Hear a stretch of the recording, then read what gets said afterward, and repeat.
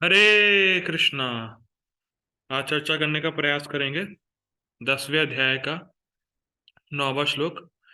जैसा कि हम लोग जानते हैं कि चतुश्लोकी भगवत गीता 10वें अध्याय के 8, 9, 10, 11 श्लोक, ये 4 श्लोक पूरे भगवत गीता का सार के रूप में कहलाए जाते हैं। तो 10वें अध्याय का 8वां श्लोक हम लोगों ने चतुश्लोकी भगवत गीता का पहला श्लोक 10वें अध्याय का 8वां श्लोक कल देख लिया था। हम लोग दूसरा श्लोक 10वें अध्याय का 9वां श्लोक आज चर्चा करने का प्रयास करेंगे। पढ़ते हैं। मच्चित्ता मद्गत प्राणा बोधयन्ताः परस्परं कथयन्तश्च मां नित्यं तुष्यन्ति च रमन्ति च। मच्चित्ता मद्गत प्राणा बोधयन्तः परस्परं कथयन्तश्च मां नित्यं तुष्यन्ति च रमन्ति च। मच्चित्ता मद्गता प्राणा बोधयन्तः परस्परं कथयन्तश्च मां नित्यं तुष्यन्ति च रमन्ति च। ठीक है, देखिए हम लोगों ने पिछले श्लोक में 10वें अध्याय के 8वें श्लोक में ये सुना था, अहम सर्वस्य प्रभवो मत्ता सर्वं प्रवर्तते इति मत्वा भजन्ते मां भूता भाव समन्वितः। तो भाव समन्वित होके बुद्धिमान लोग मेरा भजन करते हैं, भगवान कहते हैं। क्यों? क्योंकि जब वो समझते हैं कि मैं ही सभी चीजों का कारण हूं, मैं ही सभी चीजों का आदि हूं। ठीक इस प्रकार से जो बूढ़ा है, जो बुद्धिमान लोग हैं, वो मुझको तत्व में जानकर मेरा भजन करते हैं। ये था पिछले श्लोक में। अब किस प्रकार से भजन करते हैं ये बताया जा रहा है इस श्लोक में। देखिए, कल बताया गया कि जो बुद्धिमान होता है वो कृष्ण का भजन करता है, क्योंकि वो जानता है कि कृष्ण ही सभी चीजों के उद्गम है, सारी चीजें कृष्ण से आई हैं, तो भजन करता है कृष्ण का। अब किस प्रकार से भजन करता है ये आज के श्लोक में भगवान बताएंगे। ठीक, तो संस्कृत देखिए। मत चित्ता, मत चित्ता मतलब भक्त का चित्त कृष्ण में लगा रहता है। और ये बहुत इंपॉर्टेंट बात है। श्रील प्रभुपाद जी एक जगह बोलते हैं कि कृष्ण भावना भावित होने का अर्थ है कि 24 घंटे भक्त का विचार कृष्ण में रमण करता रहे, या हर समय भक्त कृष्ण के विचारों में ही संलग्न रहे। कृष्ण भावना भावित होने का ये अर्थ है। लेकिन अभी हमारे साथ ऐसा नहीं है कि हम 24 घंटे कृष्ण के बारे में सोच रहे हैं। लेकिन इसके लिए जरूरी ये है कि हम कृष्ण की लीलाओं को सुने और पढ़ें। क्योंकि जब हम नियमित रूप से कृष्ण की लीलाओं को सुनते रहेंगे, पढ़ते रहेंगे, तब उन लीलाओं का रंग हमारे मन में चढ़ने लगेगा, और तब हम धीरे धीरे कृष्ण के विचारों को, कृष्ण की लीलाओं को स्मरण करते रह सकते हैं हमेशा। तो मत चित्ता मतलब भक्त का चित्त भगवान में लगा रहता है। मत गता प्राण, ये बहुत सुंदर अर्थ है। मत गता प्राण का अर्थ है कि भक्त अपने प्राण को धारण नहीं कर सकते भगवान के बिना। भगवान श्री कृष्ण के बिना भक्त अपने प्राण को रोक नहीं सकते। अगर भगवान श्री कृष्ण नहीं है तो उनके प्राण छूट जाएंगे। बहुत सुंदर अर्थ है। जैसे मछली बिना जल के रह नहीं सकती, मछली को जल से अलग किया तो मछली के प्राण छूट जाते हैं। उसी प्रकार से अगर भक्त कृष्ण से दूर रहा है, कृष्ण की सेवा से दूर रहा, तो उसका प्राण छूट जाएगा। इतना सुंदर अर्थ ले रहे हैं, मदगता प्राणा। वो अपने प्राण को धारण नहीं कर सकता कृष्ण के अलावा। अगर उसका कृष्ण नहीं है तो वो उसके प्राण छूट जाते हैं। इस प्रकार से मछली अगर जल से बाहर निकाल दी जाए तो मछली के प्राण छूट जाते हैं। और ये स्तर भाव भक्ति में आता है। अभी हम लोग साधना भक्ति कर रहे हैं। जैसे जैसे साधना भक्ति परिपक्व होती तो भाव भक्ति में परिणत होती है। तो भाव भक्ति में वास्तव में ये स्टेज आती है। भाव भक्ति का एक गुण है अव्यर्थ कारत्वम, कि भक्त एक क्षण भी या एक काल भी व्यर्थ नहीं गवाता कृष्ण की सेवा के अलावा, कृष्ण की सेवा के बिना। तो ये कंडीशन भाव भक्ति में आता है। ठीक है, आगे पढ़ते हैं। बोधयंतः परस्परम, आपस में जब भी भक्त मिलते हैं तो वो भगवान की ही वार्ता करते हैं। वो ये नहीं कहते आज आपने क्या खाया, आज क्या खाने में बना है, आज कौन से रेस्टोरेंट में जाया जाए, कौन सी फिल्म देखने जाई जाए। ये सब में वार्ता नहीं होती। वार्ता होती है मिलते ही कृष्ण के बारे में। बोधयंता परस्परम, जैसे ही मिलते हैं तो बोधयंता का अर्थ है उपदेश देते हैं। आपस में किसका उपदेश देते हैं? श्री कृष्ण ने जो उपदेश दिए हैं, या श्री कृष्ण के लीलाओं का उपदेश एक दूसरे को देते हैं। इसमें चैतन्य महाप्रभु का एक बड़ा ही सुंदर उपदेश है, चैतन्य भागवत में लिखा गया है। महाप्रभु कहते हैं, अगर तुम्हें मुझसे थोड़ी सी भी प्रीति है तो कृष्ण के नाम के अलावा और कृष्ण की कथा के अलावा कुछ नहीं बोलना है। इतना कठिन है। और ये क्या कह रहे हैं? थोड़ी सी भी प्रीति है। तो हमें देखना होगा हमें भगवान महाप्रभु से कितनी प्रीति है। अगर थोड़ी सी भी प्रीति है तो कृष्ण के नाम के अलावा और कृष्ण की कथा के अलावा कुछ नहीं बोलना है। तो हम देख रहे हैं यहाँ पे जो शुद्ध भक्त होते हैं उनका लक्षण ऐसा ही होता है। बोध है अंतः परस्परम, वो हमेशा कृष्ण के बारे में ही वार्ता करते हैं जब भी किसी से मिलते हैं। ठीक। परस्परम का अर्थ है आपस में। मतलब जब दो तीन लोग मिलते हैं तो आपस में कृष्ण कथा सुनते हैं और सुनाते हैं, ये अर्थ है। मान लीजिए दो तीन लोग मिलेंगे, दो तीन भक्त मिले तो पहला भक्त दूसरे को सुना रहा है, दूसरा तीसरे को सुना रहा है, तीसरा पहले को सुना रहा है, मतलब आपस में चर्चा होती है। जैसे अभी हम लोग चर्चा कर रहे हैं गीता क्लास में, मैं बोल रहा हूँ, फिर आपका कुछ विचार होगा तो आप भी कुछ बोल सकते हैं। तो परस्परम, विचार रखना अपने, कृष्ण कथा चर्चा करना, कृष्ण के बारे में बोलना, एक दूसरे को सुनाना। कथयंतश्च माम नित्यम, मेरी ही कथा में लगे रहते हैं नित्यम, हमेशा। ना सुंदर है। कथयंतश्च माम नित्यम, हमेशा कृष्ण कथा में ही लगा रहता है भक्त, हमेशा नित्यम। उससे उसको मिलता क्या है? दो फल मिलते हैं, तुष्यंति चा रमंती चा। तुष्यंति मतलब संतुष्ट रहता है। जैसे कोई पेट भर के खाना खा ले तो अब वो संतुष्ट है, उसको और खाना नहीं खाना है। या और अगर उसको खाने को दिया जाए तो वो कहेगा भैया मेरे पेट में जगह नहीं है, मैं नहीं खा पाऊंगा। जितना खाया उसमें संतुष्ट है। उसी प्रकार से कृष्ण कथा बोलने में इतना संतुष्ट है कि दोबारा दूसरा कुछ बोलना ही नहीं है, बोलना चाहता ही नहीं है।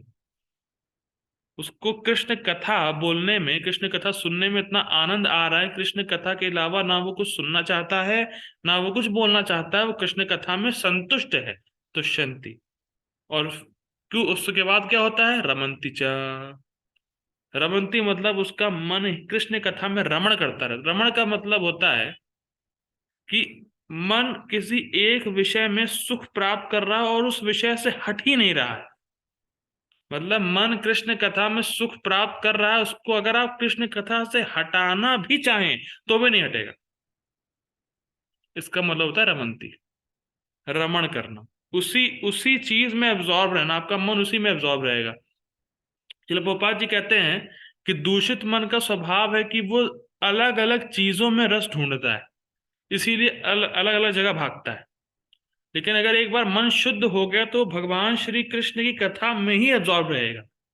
उसको अगर आप हटाना भी चाहेंगे कि कृष्ण कथा में मत जाओ तो भी मानेगा नहीं मन, कृष्ण कथा में लगा रहेगा, भक्ति में एब्जॉर्ब लगा रहेगा।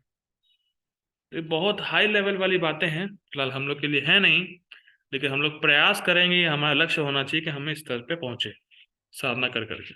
ठीक। पढ़ते पापा जी का अनुवाद।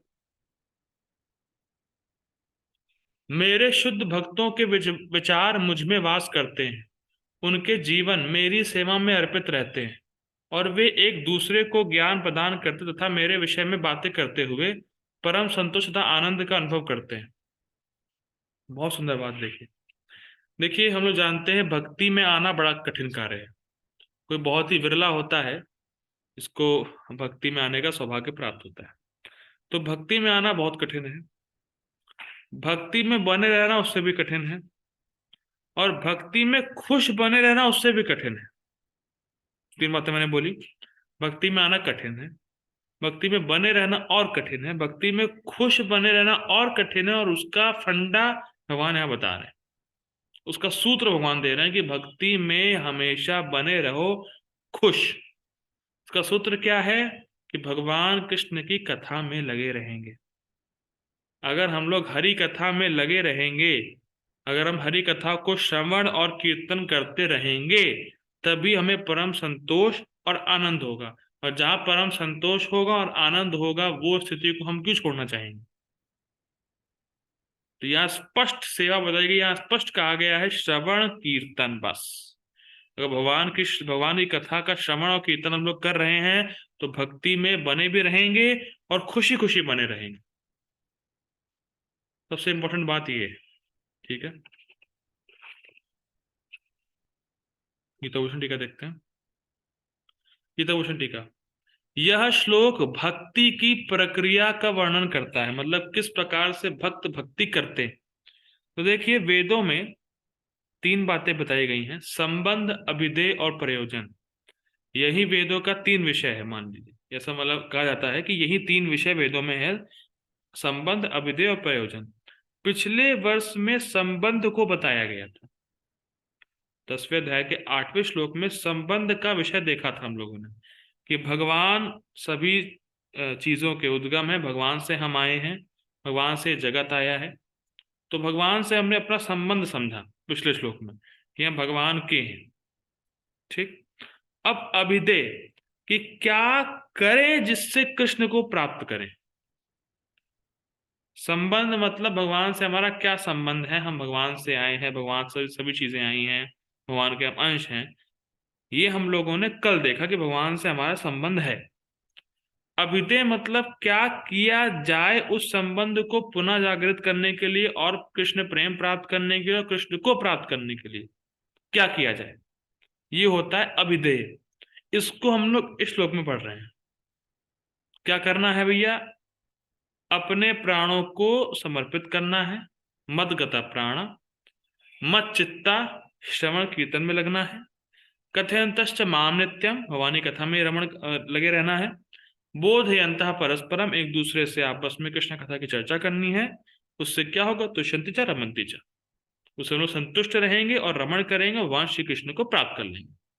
तो हमारा अभिधेय बड़ा क्लियर कट अभिधेय है। हमारा अभिधेय क्या है, भगवान की कथा की चर्चा, भगवान की कथा का श्रवण और कीर्तन, ये हमारा अभिधेय। और इस समय हम लोग यही कर रहे हैं। कितना सुंदर है, कितना बिल्कुल परफेक्ट साधन प्रभुपाद जी ने हमें दिया है। ये करो, प्राप्त हो जाएगा। और यही यही वेद बता रहे हैं, शास्त्र बता रहे हैं। तो भगवान की कथा का श्रवण कीर्तन, भगवान की कथा की चर्चा करना, यही हमारा अभिधेय है। इससे हम प्रयोजन अर्थात कृष्ण प्रेम या कृष्ण को प्राप्त करें। ठीक, आगे पढ़ते हैं। भक्त मेरे स्मृति पर होते हैं, अर्थात मत चित्ता होते हैं। देखिए, स्मृति पर ये संस्कृत शब्द है, यहाँ पे हिंदी ऐसा लग रहा होगा स्मृति पर होते हैं। जैसे हम लोगों ने एक शब्द देखा है तत्पर। तत् मतलब उनकी सेवा में, पर मतलब लगे रहना। तो तत्पर मतलब होता है उनकी सेवा में समर्पित। तो स्मृति पर अर्थात हमेशा भगवान के स्मरण करने वाला होता है भक्त। स्मृति पर मतलब भगवान, जो भगवान का भक्त होता है, उसकी स्मृति में हमेशा भगवान रहते हैं। वो हमेशा भगवान का स्मरण करने वाला होता है, इसलिए कह रहे हैं स्मृति पर। तत्पर मतलब उनकी सेवा में समर्पित है, उनकी सेवा में लगे रहना। स्मृति पर मतलब भगवान के स्मरण में लगे रहना। तो जो भक्त होता है वो भगवान के स्मरण में ही लगा रहता है, भगवान को एक क्षण के लिए भी अपनी स्मृति से वंचित नहीं होने देता है। इसीलिए उसको बोला जा रहा है मद चित्ता। They are dedicated to remembrance of Krishna. वो हमेशा कृष्ण का चिंतन, कृष्ण का स्मरण करते रहते हैं, मत चित्ता। आगे पढ़ते हैं। जैसे एक मछली पानी के बिना नहीं रह सकती, उस प्रकार वे मेरे बिना नहीं रह सकते हैं, मदगता प्राणा। देखिए, ये सब बहुत हाई लेवल की भक्ति है, अभी हमारा नहीं है। इस समय हम अपनी दुनिया में मस्त हैं, कृष्ण अपनी दुनिया में मस्त है, क्या फर्क पड़ रहा है, कोई प्रॉब्लम नहीं है। कृष्ण अपने मस्त रहे, अपने मस्त रहेंगे। ये स्थिति अभी हमारी है। अभी हमें ये नहीं हो रहा कि कृष्ण के बिना हम मरे जा रहे हैं, अरे कृष्ण नहीं है, कृष्ण नहीं, हम मरे जा रहे हैं, ये है वो है। अभी ऐसा कुछ नहीं फील हो रहा है। अभी तो यही है, कृष्ण अपने में मस्त रहे, अपने में मस्त रहे, कोई दिक्कत नहीं। तो ये बहुत हाई लेवल की भक्ति, वास्तव में शुद्ध भक्ति का स्तर है, ये भाव भक्ति का स्तर है। तो अभी हम इस लेवल पे नहीं है, कोई बात नहीं, लेकिन हमें इस लेवल को सुनना है, क्योंकि हमें इस लेवल पर आना है। अगर हमें गोल ही नहीं पता होगा हमें जाना कहाँ है, तो कैसे जाएंगे हम? तो हमारा लक्ष्य होना चाहिए, हमें इस स्तर पे पहुंचना है, और इस स्तर पे पहुंचने के लिए साधना कर रहे हैं। तो अपनी साधना को, नाम जब को अच्छे से करेंगे तो धीरे धीरे इस स्तर पे पहुंच जाएंगे, जहाँ पे हमें कि खुद महसूस होगा कि मैं कृष्ण के बिना नहीं रह सकता। ठीक, आगे पढ़ते हैं।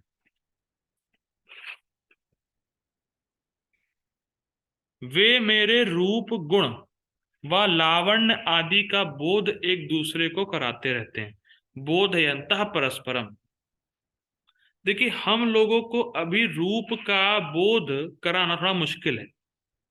मतलब अगर हमसे कहा जाए कि एक दूसरे को भगवान के रूप का बोध कराओ, थोड़ा सा कठिन होता है ये, क्योंकि रूप पर हमारा ध्यान जाता नहीं है, या रूप हमारे मन में इजिली आता नहीं है श्री कृष्ण का। पर गुणों की चर्चा हम आसानी से कर सकते हैं। जैसे भगवान की भक्त वात्सल्यता का गुण, भगवान की करुणा का गुण। तो ये सब भगवान के जो गुण हैं, इनकी चर्चा हम लोग भगवान की लीलाओं से कर सकते हैं। कि भगवान ने पूतना का उद्धार किया, पूतना को जहर देने आई, फिर भी भगवान इतने करुणामयी हैं कि दया की पूतना पे कि उनको अपने माँ का स्तर दे दिया। या अजामिली कथा में सुनते हैं, अजामिल ने एक बार नारायण बोला, भगवान ने अपने दूतों को भेज दिया। भगवान की भक्त वात्सल्यता उसमें झलकती है। तो हम भगवान के गुणों का बोध एक दूसरे को करा सकते हैं, वो इजी है। लेकिन भगवान के रूप का बोध कराना थोड़ा मुश्किल है अभी, क्योंकि हमारे मन में अभी भगवान श्री कृष्ण का रूप आना थोड़ा मुश्किल होता है।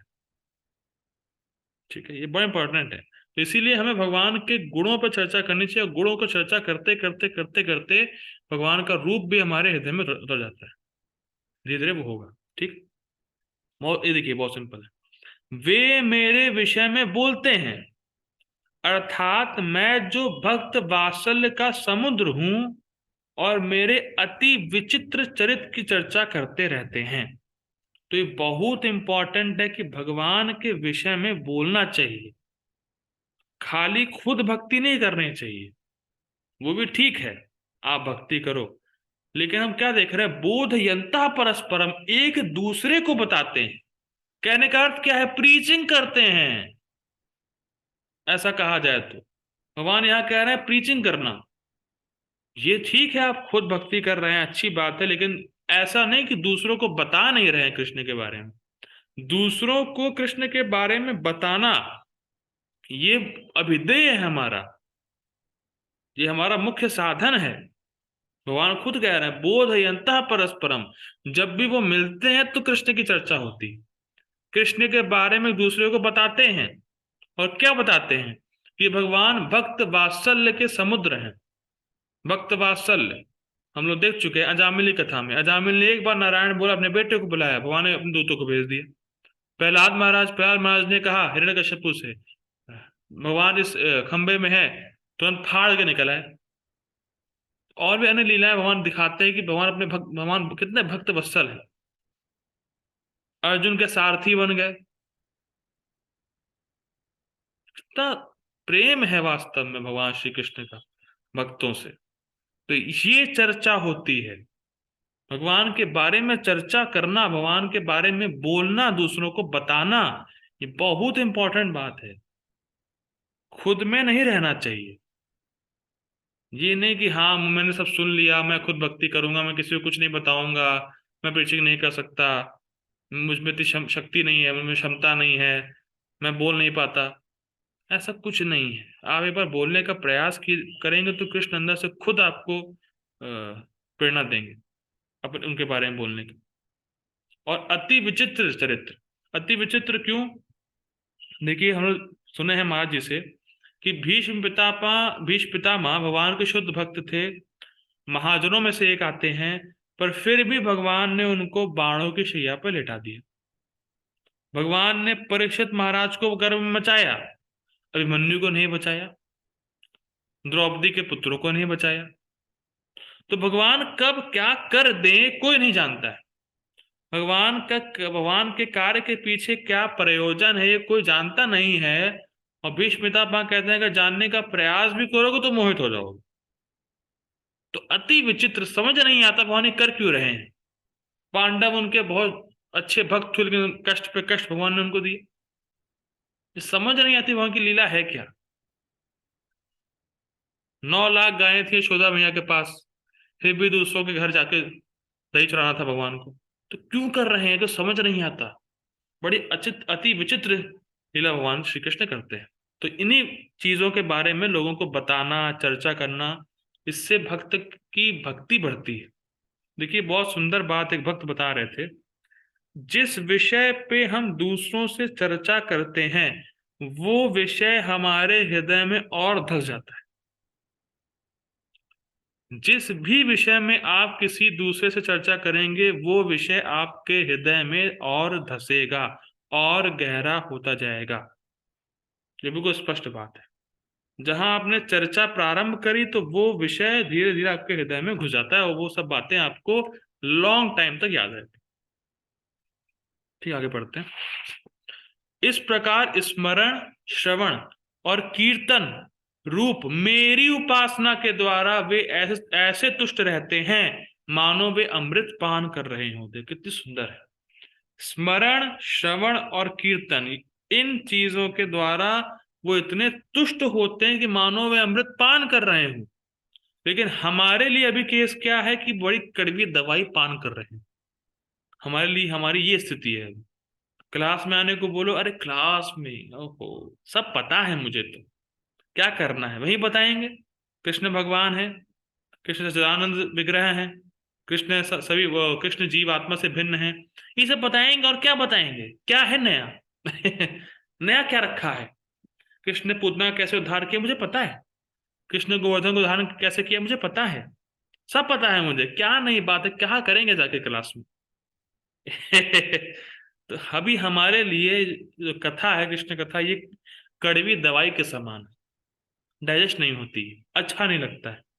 लेकिन जैसे जैसे हम इसको दवाई को लेते रहेंगे, एक दिन यही दवाई अमृत बन के बाहर निकलेगी। अमृत पान, समझ रहे हैं? अमृत पान बहुत अमृत पान भी बहुत सुंदर रिफ्लेक्शन, ये भी कह सकते हैं।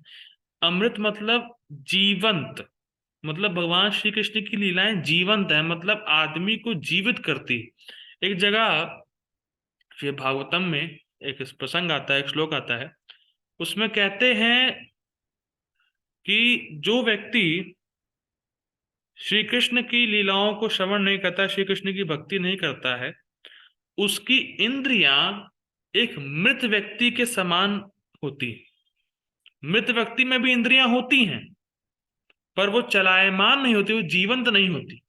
उसी प्रकार से जो व्यक्ति कृष्ण की भक्ति नहीं कर रहा है, श्री कृष्ण की लीलाओं का श्रवण नहीं कर रहा, कीर्तन नहीं कर रहा, वो मृत है वास्तव।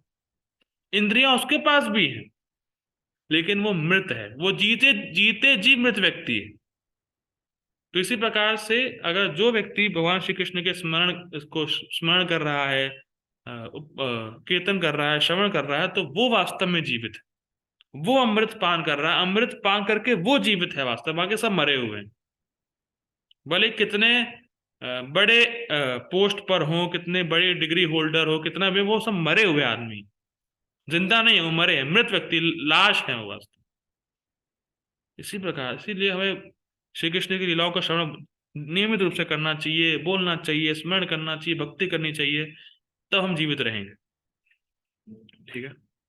एक जगह एक भक्त बड़ा सुंदर बोलते हैं कि आप कितने एडवांस हो रहे हैं भक्ति में, ये आपको तब समझ में आएगा जब आपको श्री कृष्ण से इतर वार्ता ना केवल बोरिंग लगे, पेनफुल बोरिंग लगे। पेनफुल बोरिंग मतलब अगर श्री कृष्ण के विषय में बात नहीं, किसी अन्य विषय में बात हो रही है, तो ऐसा लगना चाहिए मान लो कान में किसी ने गरम लोहा डाल दी, ऐसा कष्ट होना चाहिए। ये तो हम खुद चेक कर सकते हैं कि हमें श्री कृष्ण के अलावा और विषयों पे बात करना कितना अच्छा लगता है। अगर अच्छा लग रहा है तो हम एडवांस नहीं हुए। अगर अच्छा नहीं लगता है तो हमें समझना चाहिए कि हम धीरे धीरे एडवांसमेंट हमारा हो रहा है। और अच्छा नहीं, मतलब बोरिंग नहीं, पेनफुल बोरिंग, मतलब दुख होना, दर्द होना चाहिए कि क्या सुन रहा हूं मैं, क्या ये सब बोल रहा हूँ, कहाँ फंस गया हूँ। यहाँ श्री कृष्ण के बारे में कुछ भी बात नहीं हो रही, कुछ भी वार्ता नहीं हो रही। ऐसा होना चाहिए, तब आप एडवांसमेंट के स्तर पर है, तब आप एडवांस हो रहे हैं, ये चेक करने के लिए। ठीक। और इस प्रकार वे ऐसे रमण करते हैं, देखिए तुष्यंती मतलब, तुष्यंती का मतलब है कि वो अमृत पान करते हैं। रमंती का अर्थ क्या है? और इस प्रकार वे ऐसे रमण करते हैं जैसे एक युवक एक युवती के कटाक्ष से सुख अनुभूत करता है। जिस प्रकार एक लड़का एक लड़की की तिरछी नजरों से घायल हो जाता है, ये शब्द ऐसे ही बोलना चाहिए। लोग कहते हैं कि उसकी नजर ने मुझे घायल कर दिया, तेरी तिरछी नजर, ऐसे कुछ गाना भी है। तो उस ऐसी नजर से घायल हो जाते हैं व्यक्ति, युवक जो लड़के होते हैं, वो स्त्री के, लड़की के तिरछी नजरों से घायल हो जाते हैं। उनको लगता है बड़ा सुख मिलता है उनको, अरे वाह उसने मुझे देखा तिरछी नजर से, वो भी क्षणिक सुख होता है। तो बात अलग है। लेकिन यहाँ पे एक उपमा दी जा रही, जिस प्रकार से एक लड़का लड़की की तिरछी नजर से आकर्षित हो जाता है, उसी प्रकार से भक्त भी भगवान की कथा श्रवण कीर्तन से बहुत सुखी होते हैं और बहुत आकर्षित अनुभव करते हैं, बड़ा सुख का अनुभव करते हैं, रमण करते हैं। देखिए आप, ये तो बड़ा स्पष्ट बात है कि आजकल लड़का लड़की के बीच में क्या से संबंध चलता है, सब युवा पीढ़ी में हम देख ही रहे हैं। तो कितना वो सुख का अनुभव करते हैं कि वो सब कुछ भूल जाते हैं। जैसे मैं तो देखा था, अभी मैं वृंदावन गया था।